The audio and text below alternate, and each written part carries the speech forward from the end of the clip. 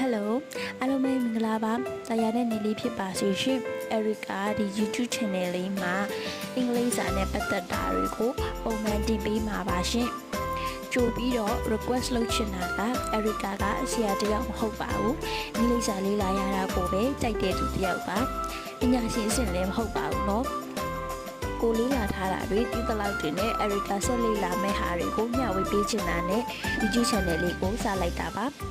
ပြီးတော့အင်္ဂလိပ်သင်တန်းတွေကိုအခကြေးငွေအများကြီးပေးပြီးမတက်နိုင်တဲ့သူတွေအတွက်ရည်ရွယ်တာပါအရီကာကိုယ်တိုင်လည်းသင်တန်းတွေကိုအခကြေးငွေအများကြီးပေးပြီးတက်နိုင်တဲ့သူမဟုတ်တော့အရီကာနဲ့ဘဝတူတွေအတွက်အတူတူစာလေးလာလို့ရအောင်စီစဉ်လိုက်တာပါနောက်ပြီးအင်္ဂလိပ်စာလေးလာလို့ရမယ့် YouTube channel တွေ website တွေနဲ့ software တွေကိုလည်းနောက်ပိုင်းတင်ပေးပါမယ်နော်